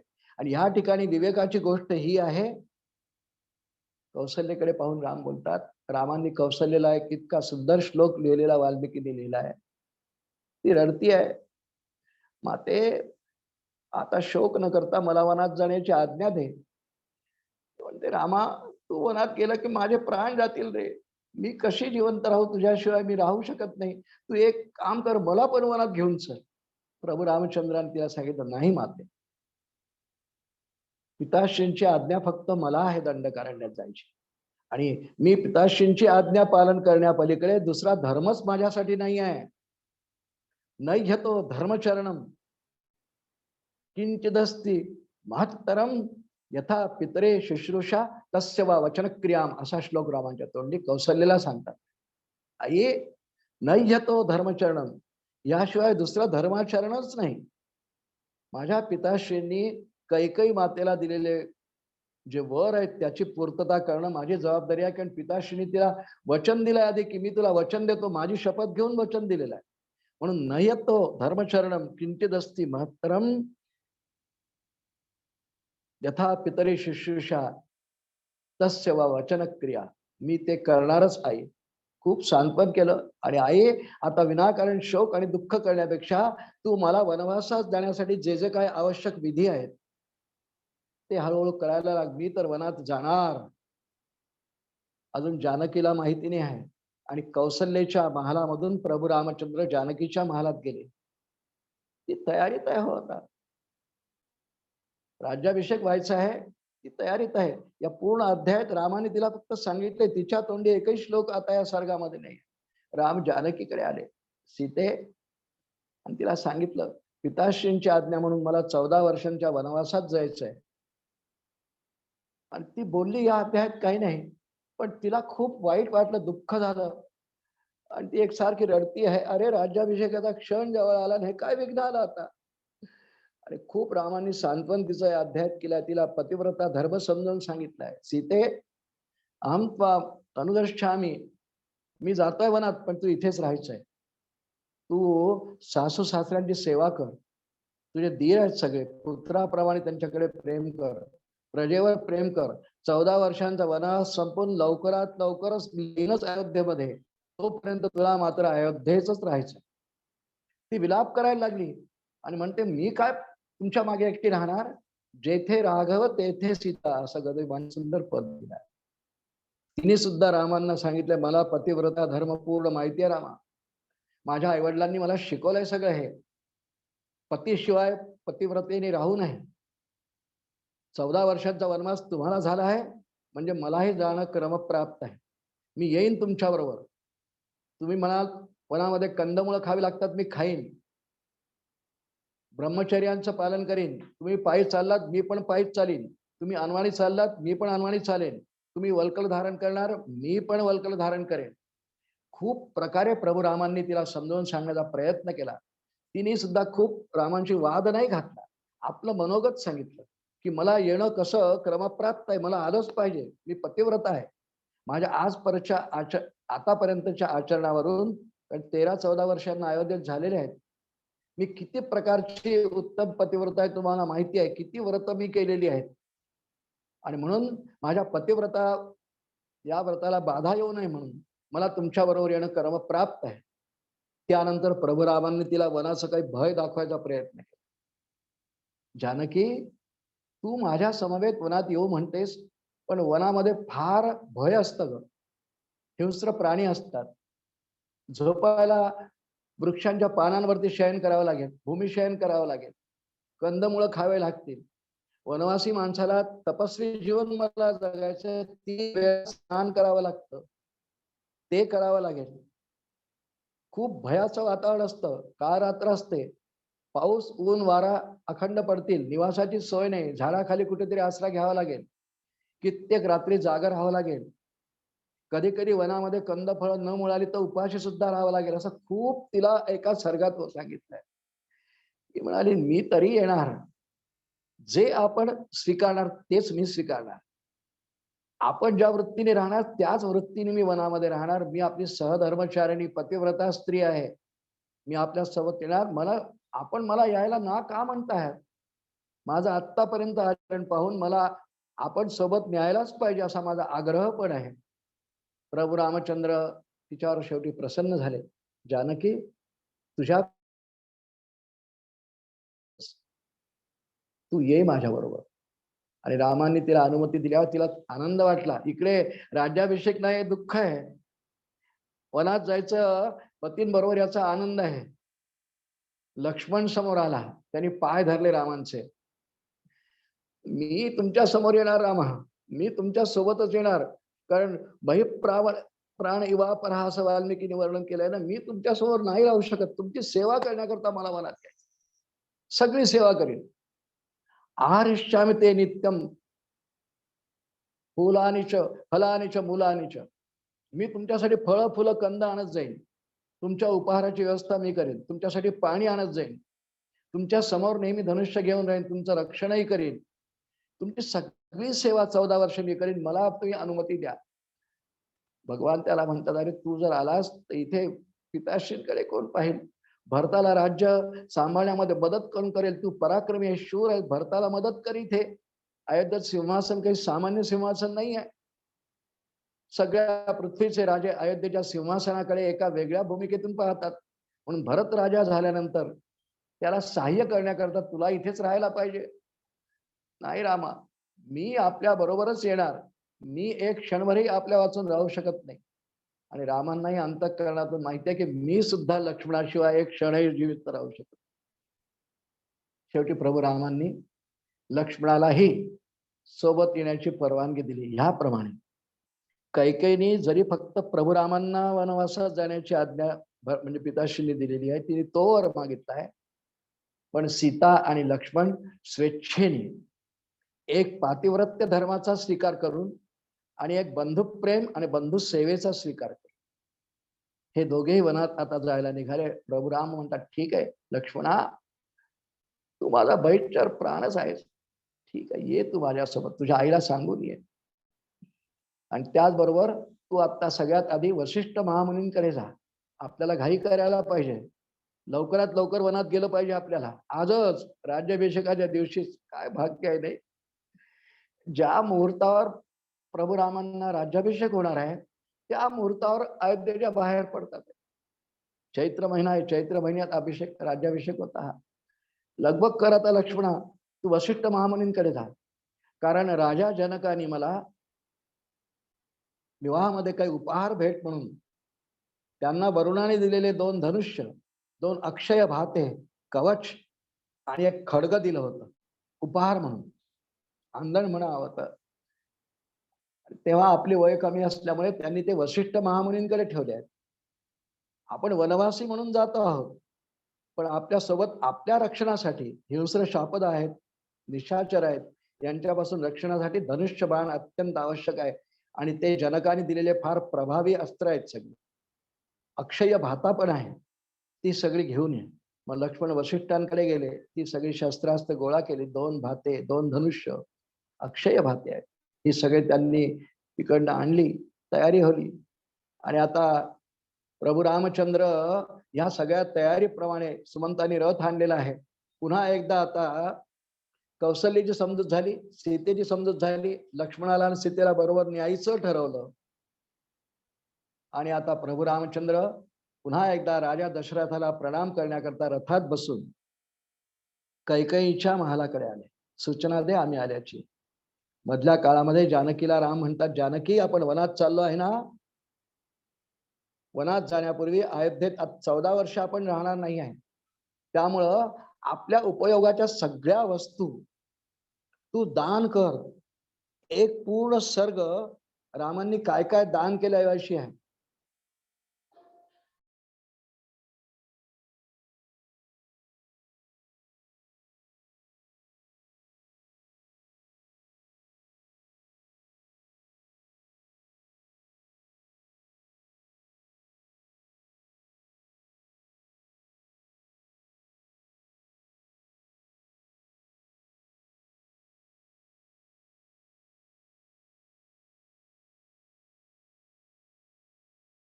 की ही सगळी आभूषणं तुझ्या धर्मपत्नीला दे. हा वशिष्ठांचा मुलगा आहे सुयज्ञ, त्याला सगळे आभूषणं दिली. रामांचे काही आश्रित आहेत, त्यांच्याच महालात राहत होते. आपण 14 वर्ष नाही आहे, किती काळजी आश्रितांची. कृतज्ञ धर्मज्ञश्च कृतज्ञश्च, सर्व आश्रितांना 14 वर्ष पुरेल इतकं अन्नधान्य उपलब्ध करून दिले. भिक्षुकांना खूप प्रकारचे दान दिले, ऋषींना दिले, दरिद्री माणसाला सुद्धा दान दिले रामांनी. असं वर्णन केलंय, स्वतःची उपयोगात आणलेली शय्या सुद्धा दान करून टाकले सुयज्ञाला. गर्गगोत्रीय ब्राह्मण आहे अयोध्येला, कृष आहे, उपजीविकेचं साधन नाही, थकलेला आहे आणि कंदमळ शोधून उपहार कुटुंब चालवायचं, पोषण करायचं. 5-6 अपत्य होती, धर्मपत्नी अत्यंत दरिद्री. दारिद्र्यामुळे थोडासा त्याचा चेहरा पिवळा पिवळाही पडलाय, कारण 3-3, 4-4 दिवस त्याला उपवास घडायचे. हा गर्गगोत्रीय ब्राह्मण आहे. त्याला त्याच्या धर्मपत्नीने म्हटलं, अहो प्रभू रामचंद्र काही दान करतात, जा ना त्यांना मागायला, आपल्याला काही देतील तर आपलं तरी दिवस बरे जातील. प्रभू रामचंद्रांकडे तो आला हो खरंच. प्रभू रामचंद्रा, अशी अशी माझी अवस्था आहे, आपण कृपा करा. प्रभू रामांनी थोडस याच्याबरोबर विनोदाचं भाषण केलंय. हे बघ, तुझ्याजवळ जे धनुष्य, हे माझं धनुष्य आहे ना, तू इथून फेक दूर. तू जितकं दूर फेकशील तितकी धनुष्य भूमी जी असेल ना तितक्या गायी तुला दान देतो. आणि त्याने खरंच एक दंड दिला रामाने त्याला, हा दंड तू जितक्या दूर फेकशील ना तितक्या गायी तुला देईन मी. त्याने खरंच आपल्या जवळच्या सर्व शक्ती पणाला लावून तो दंड खूप दूर फेकला. आणि रामांनी खरंच त्याला त्या दंड मोजून म्हणजे 1-2 असं मोजून जितक्या दूर तो गेला तितक्या गायी त्याला दान केल्या. आणि त्याला सांगितलं, मी तुझी गंमत केली रे. तुझं तेज तर दुर्लंघ्य आहे, खूप तेज आहे तुझ्याजवळ, ती गंमत केली. पण तू आपण मागितलंच म्हणून या गायी घेऊन जा घरी. आणि त्याला पुढच्या काळामध्ये खूप आशीर्वादही दिला. दरिद्री आहे त्याच्यावरही ती कृपा केली दान करून. दातव्यमिति यद्दानं दीयते नुपकारिणे देशे काले च पात्रे च तद्दानं सात्विकम स्मृतम भगवद्गीतेत श्लोक आहे. आणि प्रभू रामचंद्रांनी याप्रमाणे जानकीला सांगून खूप दानं दिल्या गेली. ब्राह्मणांना भोजन दिली, भिक्षुकांना दक्षिणा दिल्या. याप्रमाणे सगळी दान इत्यादी क्रिया आटपून प्रभू राम आता राजा दशरथाचा निरोप घेण्याकरता पुन्हा त्यांच्या महालात कैकेयीच्या महालात यायला निघाला. सुमंत आहेच बरोबर रथामध्ये. आणि कैकेयीच्या महालापर्यंत प्रभू रामचंद्र आले, निरोप पाठवला आम्ही आलोय म्हणून. राजा तर बोलण्याच्या मनस्थितीतच नाहीये. रामा रामा पिताश्री, आपल्या आज्ञेप्रमाणे मी 14 वर्षांच्या वनवासाला जात आहे, आशीर्वाद असू द्या. आणि हा लक्ष्मण आणि ही जानकी हे सुद्धा स्वेच्छेने माझ्या बरोबर 14 वर्षांच्या वनवासासाठी येत आहेत. दशरथ म्हणतो, रामा किती निष्ठुर झालाच रे. तुझ्या वाचून तर मी एक क्षणभर जिवंत राहू शकणार नाही. माझी एक प्रार्थना तरी स्वीकार. मुलगा असून प्रार्थना करतोय दशरथ, त्याने दीनच झालाय हो. रामा आजची एक रात्र तरी राहणं इथे. प्रभू रामचंद्रांच्या तोंडात श्लोकार्थ घातलाय वाल्मिकींनी. नच शक्यम मया तात स्थातुम क्षणमिति प्रभो. एक क्षणभर सुद्धा मला आता राहता येणार नाही, कारण वचन पूर्ण करायचंय. मी वनवासात गेलोच पाहिजे. हा आपलाच आदेश, आपली आज्ञा, पितृ आज्ञा आहे, तिचा भंग होईल. मी नाही राहू शकत. नच शक्यम मया तात स्थातुम क्षणमिति प्रभो. एक क्षणभरही मी इथे राहू शकत, मला गेलं पाहिजे वनवासामध्ये. कैकेयीकडे आले, तिला वंदन केलं. माते, वनात जायचंय, वनवासी तपस्वी म्हणून आम्हाला वल्कल परिधान करावी लागतील. वशिष्ठ महामुनी आले तितक्यात तिथे. आणि रामांनी कैकेयीकडे पाहिलं, आम्हाला वल्कल दिसायला पाहिजे. तिने आणूनच ठेवली समोर. रामांनी आणि लक्ष्मणांनी आपल्या हाताने वल्कल धारण केली. जानकीला काही केल्या ते वल्कल नेसता येणं सवय नाही हो. तिच्या पिताश्रींकडे ती केवढ्या ऐश्वर्यात वैभवात आहे. रेशमी वस्त्र परिधान करणारी आमची जानकी नेहमी, तिला ते वल्कल धारण करता येईनात. चिरबंधम सीता या कौसल्य परिस्वयं स्वतः प्रभू रामचंद्रांनी कैकेयीच्या महालामध्ये स्वहस्तांनी जानकीला वल्कल परिधान करून दिली आहे, असं वर्णन आहे. काय भाग्य आहे नाही.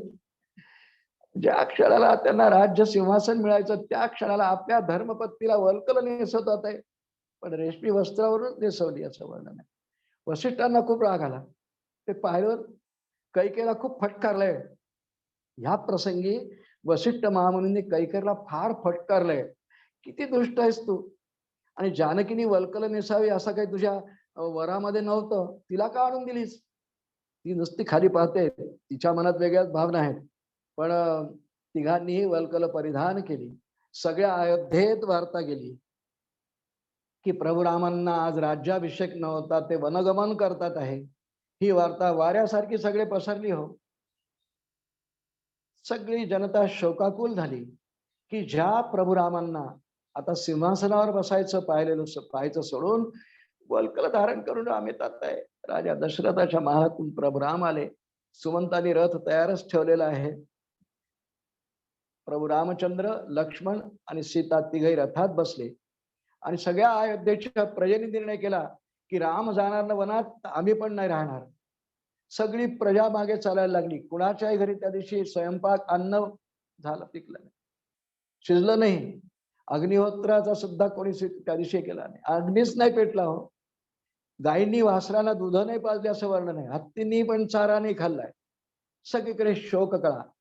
अकाली प्रभू रामचंद्र वनात चालले पाहून सूर्य सुद्धा तेजहीन झाला. सूर्याचं तेज कमी झालं. वारा सुद्धा वाहिनासा झाला. सगळी प्रजा अत्यंत शोकाकुल, शोकाचं वातावरण, रडती आहे, डोळ्याला पदर लावतात बाया बापड्या. सगळे ऋषी, ब्राह्मण, आचार्य, सगळे कारागीर, कामगार, सुतार, गवंडी, लोहार, मल्ल, हे सगळे रामांच्या मागे मागे, की तुम्ही वनवासात जाणार, आम्ही तुमच्या मागे वनवासात.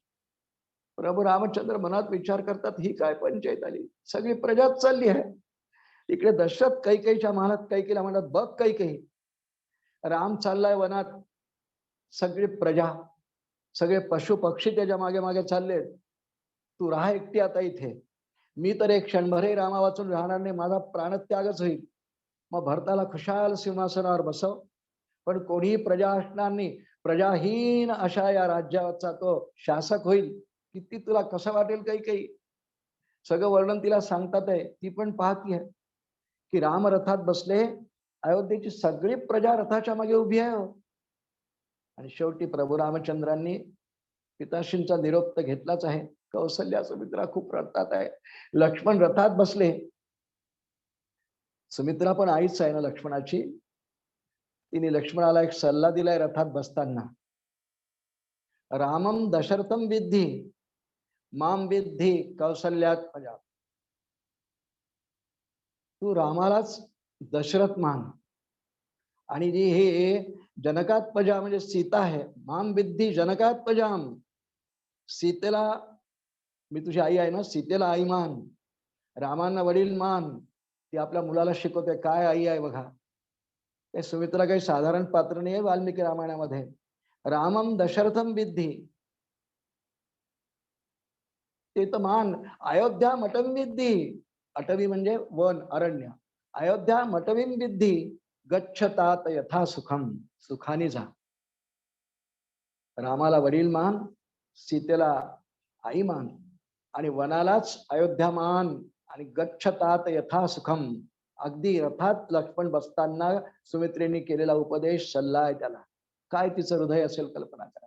वास्तविक त्याला काही व्रतादेश नाही आहे, त्यांनी वनवासात जावं असं काही मागणं नाही आहे, पण तो प्रभुरामांची सेवा करण्याकरता चाललाय. सुमित्रेला एक आनंद आहे की काय बंधू प्रेम आहे, की लक्ष्मण बालपणापासूनच एकही क्षण प्रभू रामचंद्रांशिवाय राहू शकत नसे, आता तो कसा वियोग सहन करणार, तोही जातो आहे. कौसल्या सुमित्रा खूप ओक्साबोक्षी रडतात आहे. सगळी प्रजा रडते, वशिष्ठ बामुनी सगळे ऋषी मागे मागे चालतात आहे, आणि रथ हळूहळू हळूहळू पुढे जायला लागला. तमसा नदीपर्यंत रथ आला. सगळी प्रजा शोकाकुल, अयोध्येत शोककळाच पसरली हो. कोणी शिल्लकच नाही ना. फक्त राजा दशरथ हा कैकेयी महालात आहे, कौसल्या सुमित्रा आपल्या महालात आहे. ती संपूर्ण रात्र राजा दशरथाने कैकेयीच्या महालात काढली. तीनदा तिला खूप दूषण देतो आहे, शिव्या शापही देतो आहे. तुझ्या एका वरामुळे हे सगळं रामाला वनवासात जावं लागतं, ही व्यथा तीनदा बोलून दाखवतोय. आणि तिला शेवटी खूप फटकारून जेव्हा त्याची डोळे, मध्यरात्र झाली, त्याच्यात काही शक्ती आता उरली नाही बोलण्याची, त्यांनी सेवकांना सांगितलं की मला इथून उचला, इथून काढा बाहेर, आणि कौशल्याच्या महालात मला नेऊन ठेवा. आणि सेवकांनी राजा दशरथाला ह्या प्रसंगी मध्यरात्र उलटून गेल्यानंतर कौशल्याच्या महालात नेलाय. कौशल्या ती पण रडतीच आहे.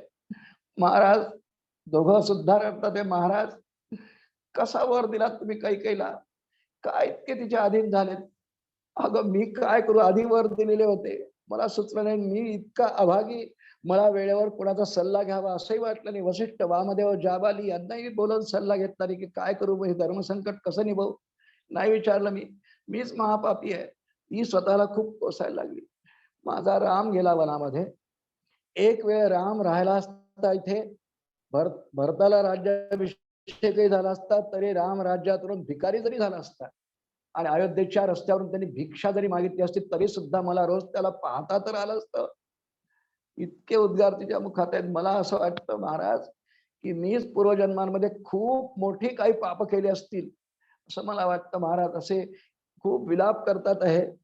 दशरथ म्हणतो, अगं मला का तू एवढी फटकारतेस, मी वचनबद्ध होतो, तू माझ्या काही भूमिकेचा विचार तर कर. असं एकमेकाशी संवाद करतात. इकडे प्रभू राम रथात बसलेले, रथाच्या मागे मागे सगळी प्रजा येते आहे. त्यात काही यज्ञ अनुष्ठान मांडलेले ब्राह्मण मंडळी होते, वृद्धही होते, तपवृद्ध होते, वयाने मोठे होते. रामांनी पाहिला आपल्या मागे हे येणारे ब्राह्मण यज्ञाचे ऋत्विज आचार्य पुरोहित आहेत, पायी चालतात आहेत. वर्णन केले वाल्मिकींनी की राम खाली उतरले रथाच्या, त्यांच्या पाठोपाठ लक्ष्मणही उतरला, सीताही उतरली आणि राम त्या ब्राह्मणांबरोबर चालायला लागले. ते सगळे ब्राह्मण म्हणतात, रामा तू आत्ता इथून तरी परत चल, आम्ही सर्व यज्ञ सुरू करून आलो, यज्ञ पूर्ण सुद्धा करायचा आहे, तू आल्याशिवाय होणार नाही, चल परत. पण प्रभू राम अत्यंत आपल्या निश्चयावर ठाम आहेत. त्यांनी सांगितलं नाही, पितृ आज्ञा पालन करणं हाच माझ्यासाठी सर्वात मोठा धर्म आता आहे. शेवटी डबडबल्या अश्रूंनी सगळे त्यांच्या मागे मागे त्यांनी विचार केला, आता आपणही वनातच राहायचंय. तमसा नदीच्या काठावर आले. रामाने सुमंतांना सांगितलं, बराच प्रवास झालाय, घोडे थकले असतील, यांना सोडून दे. आणि सुमंतांनी घोड्यांना पाणी पिण्याकरता नदीचं सोडून दिलं. सगळ्यांनी तमसा नदीच्या घाटावर मुक्काम केला. रात्र झाली, सगळे शयन करतात आहे. सगळे हजारो नागरिक आले आहेत, नव्हे सगळेच आलेले आहेत. पूर्ण अयोध्येची प्रजा आलेली आहे. तमसेच्या घाटावर रात्री सगळे झोपलेले आहेत. सगळे निद्राधीन झाल्यानंतर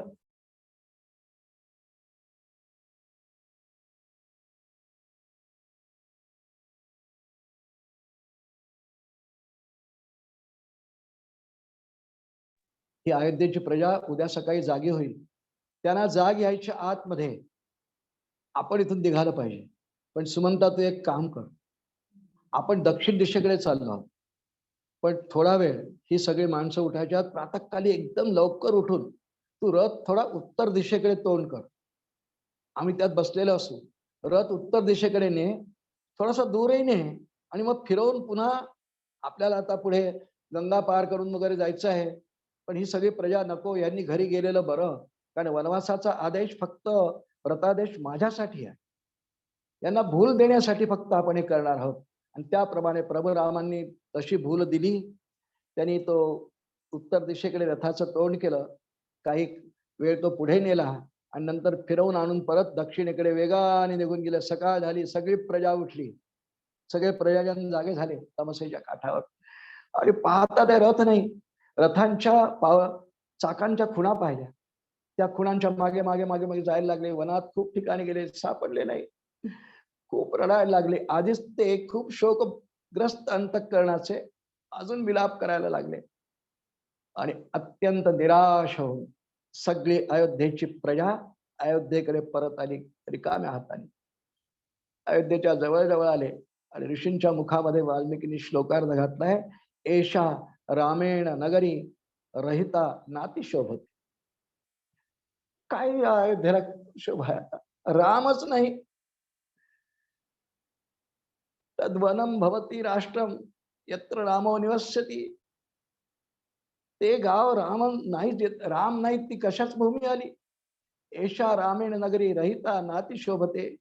त्या अत्यंत रिकाम्या झालेल्या, रिकाम्या म्हणजे राम निघून गेले, अयोध्या रिकामीच झाली. सर्वांचा उत्साहच गेला, उत्साह गेला, नैराश्य आलं, शोककळा आली. पण रडत रडत त्या शोकामध्ये सगळे आपापल्या घरी गेले. सर्वांच्या स्त्रियांनी सर्वांना खूप फटकारला, असे कसे आले रामाजेवाय तुम्ही. खूप फटकारला, सर्वांची खूप निंदा इत्यादी केली. पण त्या दिवशी ते परत आल्यानंतर अयोध्येत कुठेही स्वयंपाक इत्यादी झाला नाही. सगळे उपाशी राहिले हो अयोध्येचे प्रजा. दुसरा दिवस आहे, हो राम वनात गेले, दुसरा दिवस आहे. इकडे तमसा नदीचा घाट पार केला, तमसा पार केली. तमसा पार केल्यानंतर प्रभू रामचंद्र आता लक्ष्मण वनात त्यांच्यावर चालले. लक्ष्मणा, आता या ठिकाणी आपल्याला निषाद राज गुहकाचं राज्य लागणार आहे. निषाद राज गुहक माझा भक्त आहे, माझा मित्र आहे आणि त्या गुहकाच्या स्वाधीन पुढे मग गंगा नदी आहे, ती आपल्याला पार करावी लागणार आहे. ती गंगा नदी पार करण्याकरता आपल्याला गुहकाची मदत घ्यावी लागणार आहे. रामकथेमध्ये गुहक हे खूप मोठं पात्र आहे. हा भक्त आहे बरं का, सख्य भक्ती करणार आहे. रामांना ओळखत होता, दशरथालाही ओळखत होता, खूप स्वागत केलं, कंदमुळ फळ आहार आणले. रामा त्याला सगळं त्याचे गुप्तचरांकडनं सगळं कळलं होतं. अकारण तुम्हाला वनात यावं लागलं, काही आपला दोष नसताना वनात यावं लागलं एका वचनापायी. पण प्रभो तरी आपलं स्वागत आहे, आपण इथेच राहा.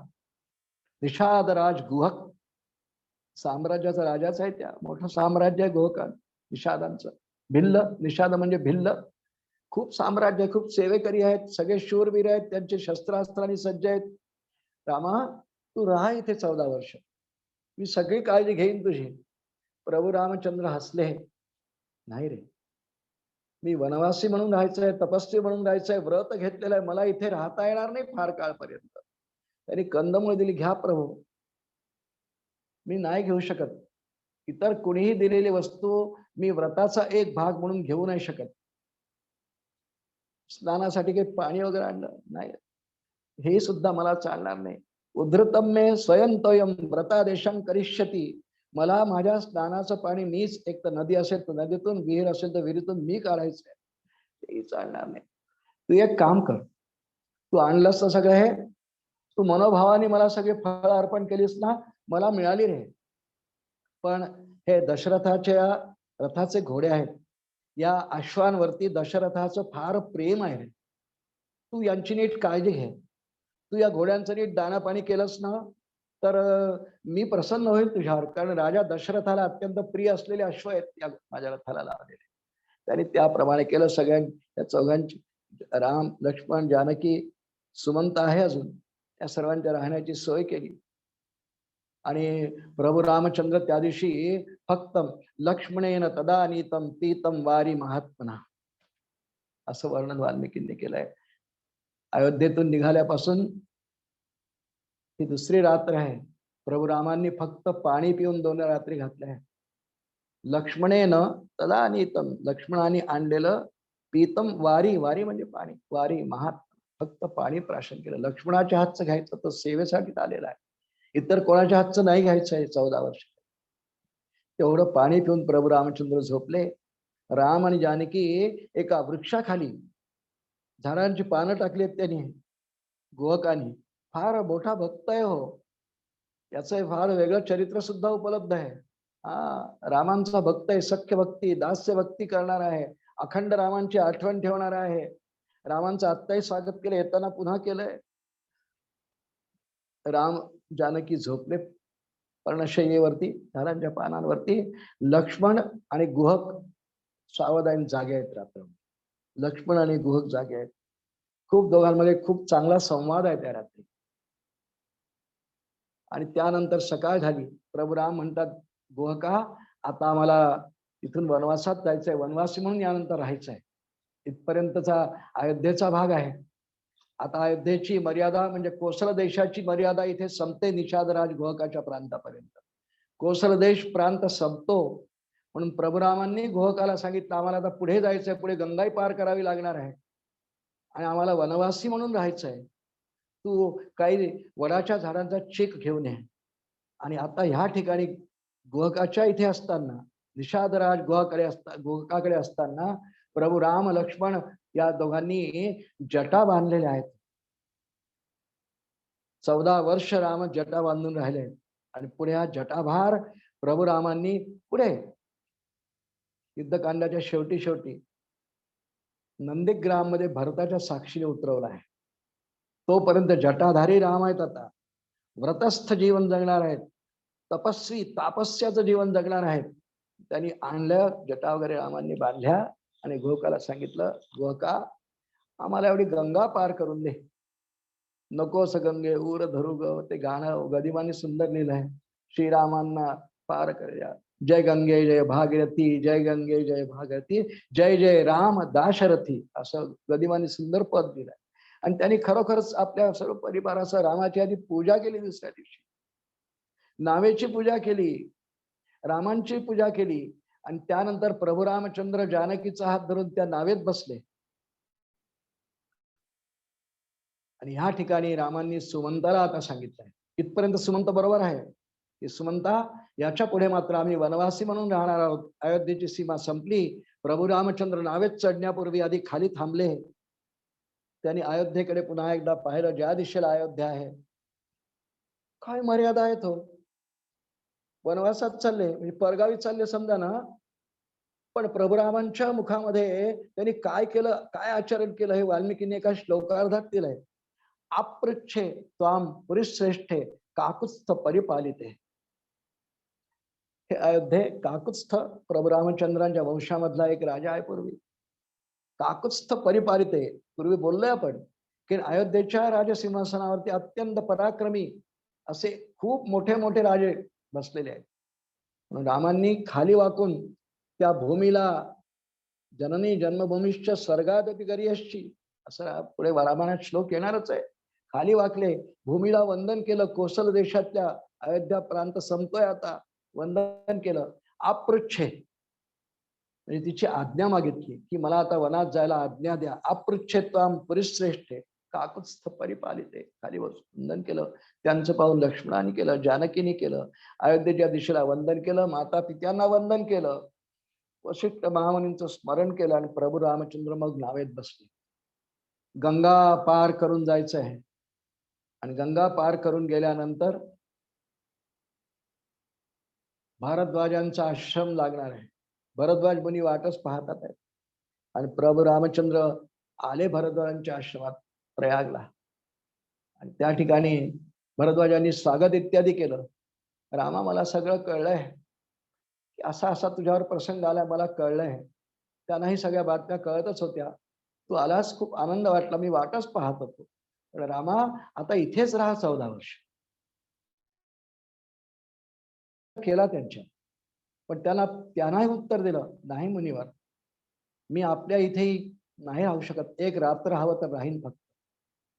कारण हे स्थान अयोध्येपासून जवळ आहे आणि मी इथे वास्तव्याला कळल्यानंतर अयोध्येच्या प्रांतातून अनेक लोक इथे दर्शनाला येते. विनाकारण गजबजलाट वाढेल, एकांत आपला जाईल आणि विनाकारण आपल्या आश्रमात खूप गर्दी होईल प्रजाजनांची. मुनिवर, मला इथून आज्ञा द्यावी आपण. प्रसन्न झाले. वा रामा, काय तुझा निश्चय आहे, काय तुझी बुद्धी आहे. ठीक आहे मुनिवर, फक्त एवढंच सांगा की आम्ही आता कुठे निवास करावा, आम्ही आता कुठे निवासाला जाऊया पुढे. 14 वर्ष मला वास्तव्य करायचंय, मी कटिबद्ध आहे. पिताश्रींच्या आज्ञेप्रमाणे 14 वर्षांचा वनवास मी पूर्ण करणार आहे. वनवासी म्हणून राहणार आहे. मी काय व्रत करीन, होम करीन. आम्ही कुठे राहावं मुनिवर. आणि भरद्वाज मुनींनी सांगितलं, चित्रकूट इति ख्यातो गंधमादन सन्निभा. रामा, इथून 10 कोस अंतरावर गंगा नदी पार केल्यावर पुन्हा तिच्या दक्षिण तीरावर तो इकडला आला शर्य करून, गंगा पार करून, आता तिकडे जाऊन दंडकारण्य नावाचा प्रदेश आहे, त्यामध्ये चित्रकूट नावाचा पर्वत आहे. चित्रकूट पर्वतावर तुम्ही निवास करावा. आणि प्रभू रामचंद्र त्याप्रमाणे त्यांची आज्ञा घेऊन, भरद्वाज मुनींची आज्ञा घेऊन, त्यांना वंदन करून पुन्हा गंगेपर्यंत आले. आता पहिल्यांदा तर नदी पार करताना गोहकांनी नाव वापरली होती त्याची मोठी. आता नाव कुठे आहे? आणि गंगा नदीचं पात्र केवढं विशाल आहे. काय मर्यादा पुरुषन प्रभू राम आहे. कुणाची मदत नाही, सेवा नाही, सहाय्य नाही. आता मला वनवासी राहायचंय, माझी कामं मला केली पाहिजेत. लक्ष्मणा, काही लाकडं घेऊन ये. राम आणि लक्ष्मणांनी आता गंगा नदी पार करण्यासाठी भरद्वाजांच्या आश्रमानंतर स्वतः तयार केलेली नाव म्हणजे होडी तयार केलेली आहे आणि त्या होडीतून आता गंगा नदी पार करणार आहे. काय चरित्र आहे. अस्तिक विष्णूचा अंश देव अवतार आहे. उद्या भरद्वाज मुनींच्या आश्रमातल्या कुणाला सांगितलं असतं सेवकांना की आम्हाला नाव करून द्या, करून नसते दिली. नाही, आयाची वृत्तीने राहायचं. तिथून निघाले आणि स्वतः नाव तयार केली. हे धर्मचरण शिकवत हो. रामकथा ही नय्यस्त धर्मचरणम किंचिदस्ति महत्तरम यथा पितरी शुश्रूषा. मगाची श्लोक म्हटला ना आपण, यथा पितरी शुश्रूषा तस्य वा वचन क्रियाम. प्रत्येक कर्म प्रभू रामचंद्रांचं हे कर्तव्याच्या मर्यादेने बांधलंय. म्हणून प्रभू रामचंद्रांच्या अवताराला आपण मर्यादा पुरुषोत्तम ह्यासाठी म्हणतो. प्रत्येक क्रियेत मर्यादा, त्या मर्यादेचं उल्लंघन नाही. स्वतः नाव तयार केली हो. समोर गंगा नदी आहे, पर वल्लवायला मग माणूस नावाडी नाही. वाल्मिकींनी वर्णन केलं आहे की आता चित्रकूट पर्वताकडे जायचं, ही नदी पार करून, गंगा नदी पार करून पुढे चित्रकूट पर्वत दिसणार आहे. राम आणि लक्ष्मण दोघं मिळून बल्ल होतात आहे. गंगा नदी पार केली. गंगा नदी पार करायच्या आधी नावेत बसण्यापूर्वी जानकीने गंगेची खूप प्रार्थना आणि स्तुती केली. आई जगदंबे, आमची यात्रा सुखरूप निर्विघ्न होऊ दे. 14 वर्षांची मी परत येईन ना, तर आई खूप त्या नवस फेडीन, आई खूप तुझी पूजा करेन. मनापासून प्रार्थना केली गंगेची, तिने स्वीकारली. खरंच हे व्रत जानकीने येताना फेडलंय हो. भरद्वाज आश्रमामध्ये येताना पुन्हा भरद्वाज आश्रमात येणार आहे रावण वधानंतर वगैरे. गंगेची स्तुती, प्रार्थना, पूजा इत्यादी केली, नवस बोलली. आणि त्यानंतर प्रभू रामांबरोबर जानकी देवी नावेत बसल्या, पहिलं तीरावर आले. आणि हा सगळा प्रांत आणि प्रदेश आता चित्रकूट पर्वताचा प्रांत आहे. प्रभू रामचंद्र इथे आल्यानंतर लक्ष्मणाला म्हणतात, लक्ष्मणा, आपल्याला दीर्घकाळपर्यंत इथे वास्तव्य करायचंय. आणि अवतार कार्याचं एक कार्य म्हणून या ठिकाणी आपल्याला माहिती आहे की वनामध्ये अनेक ऋषी मुनी तपस्वी आहेत. अनेक अंशाकडे आपल्याला जावायचं आहे. अनेक आश्रमांमध्ये राहावं लागेल काय, ऋषींची इच्छाच असायची हो. म्हणून पूर्ण इथे 10 वर्ष चित्रकूट पर्वतावर रामचंद्र राहणार आहेत. आणि पुढे मग पंचवटी वगैरे हे दंडकारण्यात चित्रकूट, त्या ठिकाणी 10 वर्ष प्रभू राम राहणार. अनेक ऋषींच्या आश्रमांना भेटी देणार, अनेक ऋषींना सहवासाचा आनंद देणार, सौख्य देणार. पण निवासाला एक स्थान तर हवं. लक्ष्मणा, चांगला भूमी प्रदेश शोधून काढ, एखादी कुटी बांधू आपण. प्रभो, भूमीची निवड आपण करा, मी कुटी मात्र तयार करायचा प्रयत्न करेन. काय आज्ञा आहे, काय सेवा आहे. तर रामाने म्हणलं भूमी शोध, बांधून टाक. असं नाही, तुम्ही द्या रामा शोध. रामाने योग्य स्थान निवडलं. मंदाकिनी वाहते आहे, तिच्या काठावर चित्रकूट पर्वत आहे, वनश्री आहे, उपबाग आहे, वन वगैरे आहेत, वेगवेगळी फळांची झाडं आहेत, फुलं पुष्प बहरलेली आहेत, काही वनचर प्राणी, हरिण, मोर इत्यादी असे आजूबाजूला आहेत. ही जागा अत्यंत रम्य आहे, रमणीय आहे असं रामांना वाटलं. या इथे लक्ष्मणा बांध कुटी, या इथे लक्ष्मणा बांध कुटी.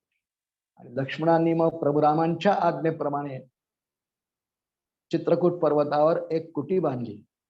प्रभूंनी कुटी तर बांधली, मग कुटी झाली तयार, राहायला जा असं नाही आहे. पुन्हा मर्यादा. लक्ष्मणा, अगदी शास्त्रोक्त पद्धतीने कुटी बांधलेली आहे ना, वेदीस्थल म्हणजे होम याग वगैरे करायचं आहे ना. वनवासामध्ये नुसतं बसून राहिलेले नाहीत राम, तपस्वी आहेत, साधना करायची आहेत, काही व्रत करायची आहेत.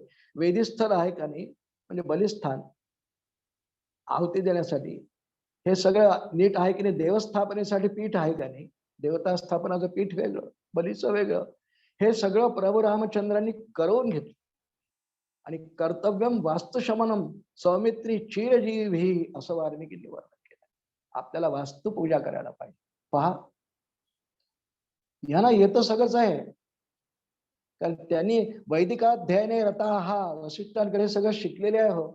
ते चापी मनुज व्याघ्रा पितृशुश्रूषणे रता, हे आपण पहिल्यांदा ऐकलेलं आहे.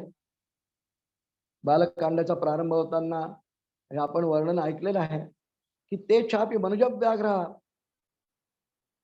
वैदिकाध्ययने रता पितृशुश्रूषणे रता धनुर्वेदेच्या निष्ठिता, हे शिकलेले आहेत वास्तुपूजन वगैरे. आणि कर्तव्यम वास्तुशमनम सौमित्रे चिरजीवी, प्रभुरामांनी लक्ष्मणाने कुटी निर्माण केल्यानंतर वास्तुपूजन केलंय. त्यांच्या परी तिघांनीच कंदमुळांचाच नैवेद्य इत्यादी उपहार, तोच फलाहार. ते 14 वर्ष फलाहार सेवन करून राहिले हो. फलमूलाशिनो नित्यम, रामरक्षित वर्णन आहे ना, त्यांच्या विषयीचं ते हे आहे. 14 वर्षाच्या वनवासात प्रभू रामचंद्रांनी फक्त फळ आणि नदीचं पाणी फक्त प्यालेले आहे. कुटी तयार झाली. राम लक्ष्मण जानकी चित्रकूट पर्वतावरती आता कुटीमध्ये राहायला लागले. इकडे सुमंत परत गेले आणि सुमंतांनी सगळा प्रकार येऊन राजा दशरथांना सांगितला.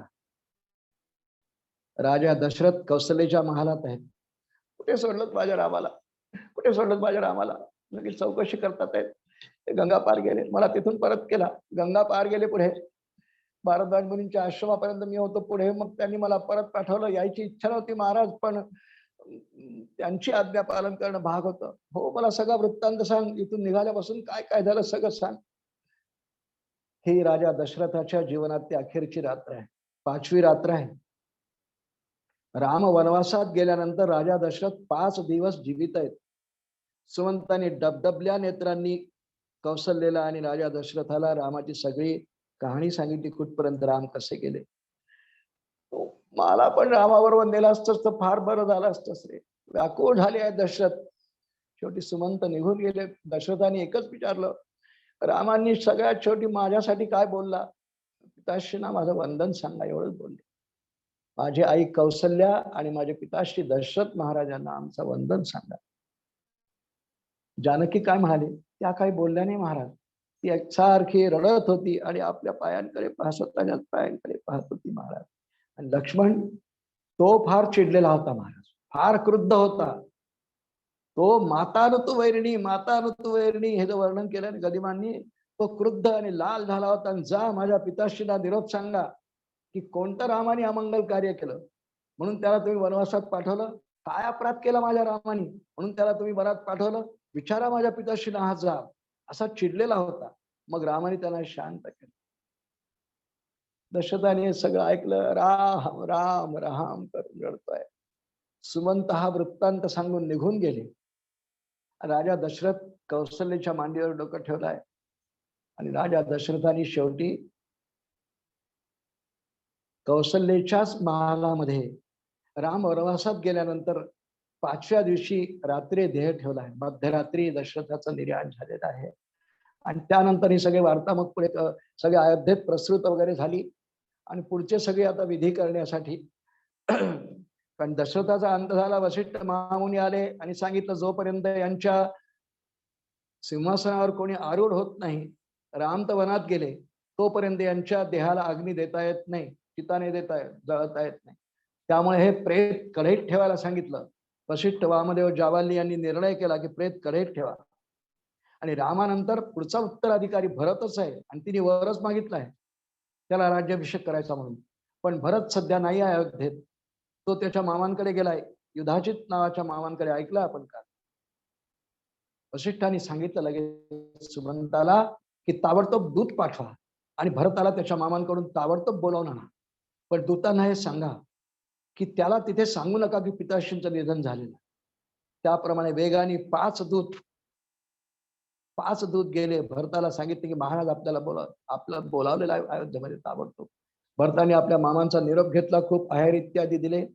पण भरत ज्या ठिकाणी गेलेला आहे त्या ठिकाणी अयोध्येत यायला त्याला 9 दिवस लागले असं वर्णन आहे. दूत तर घोड्यावर बसून गेलेले लवकर आले, पण भरताबरोबर सेना आहे, हो सैन्य आहे, खूप आहेर दिले आहेत, गायी दिल्या आहेत, उंट दिले आहेत, हत्ती दिले. हा सगळा लवाजमा आणता आणता 8 दिवस पूर्ण होऊन 9व्या दिवशी भरत आलेला आहे. पण राजा दशरथाच्या सगळ्या उत्तर क्रिया करायला भरत हजर आहे. भरतानी भरत आल्यानंतर एकाएकी काही त्यांनी आधी कैकेयीकडे गेले. कैकेयीला विचारलं की सगळ्या अयोध्येवर उदासीनतेची कळा काय आहे? ते अयोध्येच्या महाद्वारातून प्रवेश करतानाच भरताना जाणवलं की काहीतरी वाईट घडलेलं आहे. ध्वज खाली आलेला आहे, सगळी जनता शोकाकुल आहे, कोणाचे व्यवहार सुरू नाही आहेत. त्याच्या मनात शंका आलीच. आईकडे आला, कैकेयीकडे. ते सगळ्या अयोध्येत शोकाची कळा काय आहे? तिने सांगितलं, अरे तुझ्या पिताश्रींचं निधन झालं. एका उत्तम योद्ध्याला जी वीरगती मिळते तुझ्या पिताश्रीला नक्की मिळाली असेल बाळ, म्हणून तुला बोलावलंय. पण आई, शेवटचं वाक्य काय बोलले माझे पिताश्री? बाळ, ते शेवटचं वाक्य म्हणाले, ती माणसं धन्य ठरतील की जे प्रभू रामांना पुन्हा अयोध्येत आलेले पाहतील. म्हणजे माझा प्रिय बंधू राम कुठे आहे? आणि मग कैकेयीने सांगितलं, अरे हे तुझ्यासाठी केलं मी सगळं. मी 14 वर्षांचा वनवास रामांना यांच्याजवळ मागितला. राम वनात गेले, त्या धक्क्याने पिताश्रींचं निधन झालं. त्या भरता आता विनाकारण काळ घालवू नकोस, विनाकारण वेळ घालवू नकोस. तुला सिंहासनावर बसायचंय, राज्याभिषेकाची तयारी कर. आणि भरताने आपल्या आईची खूप निर्भत्सना केली अश्रू, खूप निर्वत्सना केली आहे, खूप वाईट वाईट तिला बोललाय. शत्रुघ्न तर आणखीच चिडला आहे. ते मारायलाच आले तिला. माता अनुतो वैरिणी, माता अन पण त्याला थांबवलं वशिष्ठाने, स्त्री हत्या करू नकोस म्हणून. तिने जरी वाईट कर्म केलं असेल तरी तुमची आई आहे, तिची हत्या करू नका असं खूप वशिष्ठाने समजावून सांगितलं. पण भरताच्या मनामध्ये आईचा राग राहिला काय? वशिष्ठांनी सांगितलं, भरता झाला प्रकार तर होऊन गेला, राम वनवासात गेले. तुझ्या आईने वर मागितल्याप्रमाणे तुला आता युवराज्याभिषेक व्हायला पाहिजे, कारण सिंहासन रिक्त आहे. तोपर्यंत दशरथांच्या देहाला अग्नी देता येत नाही. मग पुढे भरताने नाही म्हटला, मी नाही करणार, मी बसणारच नाही आहे. आणि त्याप्रमाणे भरताने सिंहासन घेतलंच नाही. उलट तो म्हणाला, मी प्रतिज्ञा करतो, वनवासात गेलेला माझा प्रिय बंधू राम याला मी काही करून परत आणीन, त्यालाच सिंहासनावर बसवेन. मी नाही सिंहासन ग्रहण करणार, ठाम निर्णय सांगितला. वशिष्ठांनाही सांगितला, कैकेयीलाही सांगितला. कौशल्या सुमित्रा आल्या. भरता झालं ना तुझ्या मनासारखं? माते काय बोलत आहे, मला तर काहीच माहिती नाही, मी अनभिज्ञ आहे. मी कधीही राज्याची आकांक्षा केली नाही. माझं मन नेहमी रामाच्या पायी जडलंय. राम सिंहासनावर बसणार याचा मला किती आनंद झालेला. त्यांना कळला हा मनापासून बोलताय. वंदन वगैरे केलं आणि भरताने आपला निर्णय जाहीर केलाय की मी सिंहासनावर बसणार नाही, उलट मी प्रभू रामचंद्रांना आणायला जाईन. सुमंतांनी सांगितलेल्या सगळ्या खुणा लक्षात ठेवल्या आणि वर्णन तसं केलंय की भरत म्हणाला, मी एकटा नाही जाणार, सगळी अयोध्येची प्रजा घेऊन आपण जाऊ. वसिष्ठ, वामदेव, जाबाली तिन्ही आया, कौशल्या सुमित्रा, कैकेयी, सगळी प्रजा सर्वांसह जाऊया आपण. आणि प्रभू रामांना प्रार्थनापूर्वक विनवून आणून त्यांनाच अयोध्येच्या सिंहासनावर आपण स्थापन करूया असं भरताने जाहीर केलं. सुमंताला सांगितलं, सुमंता आपल्याला रामाला आणायला वनात जायचंय, तू अयोध्येपासून गंगेपर्यंत महामार्ग तयार कर, इतकी प्रजा जायची आहे. काय भरतही आहे हो, काय प्रेम आहे रामावरती. भरतानी अयोध्येपासून गंगेपर्यंत इतका सगळा प्रांत राजमार्ग बांधला आहे. हत्ती घोडे रथ जायचे हजारो त्या ठिकाणी, तो तयार केला. आणि श्रोते हो, आता प्रभू रामचंद्रांना परत अयोध्येच्या सिंहासनावर आरूढ होण्याकरता विनंती करण्याकरता भरत सगळ्या प्रजाजनांसह लवाजमा घेऊन हा चित्रकूटाकडे जायला निघालेला आहे. श्रोते हो, भरताचा अंतःकरण अत्यंत शुद्ध आहे, निष्पाप आहे. रामाविषयी त्याच्या अंतःकरणात खूप प्रेम आहे. तो ज्येष्ठ भ्राता आहे, ज्येष्ठ पुत्र आहे. तो वनात नाही, त्यांनी सिंहासन घ्यायला पाहिजे, ही त्याची मनापासून धारणा आहे. आणि भरताने कधीही राजसिंहासनाची लालसा केलेलीच नाही. म्हणून या निष्पाप प्रेमाच्या पायावरती भरत रामांना आणायला वनात निघालेला आहे. तो रामांकडे येणार, त्यांची रामांची भेट होणार. याच्या पुढचा कथाभाग आपण पुढच्या पुष्पात श्रवण करू. आजची झालेली ही प्रवचन सेवा प्रभू रामचंद्रांच्या चरणी समर्पण करतो. रामनवमीचा पवित्र उत्सव आहे. प्रभू रामांचं आणि हनुमंतांचं पुन्हा एकदा स्मरण करतो आणि त्यांच्याच चरणी कथा समर्पण करून या ठिकाणी थांबतो. राजाधिराज प्रभु रामचंद्र भगवान की जय. महारुद्र हनुमान की जय. जय जय रघुवीर समर्थ.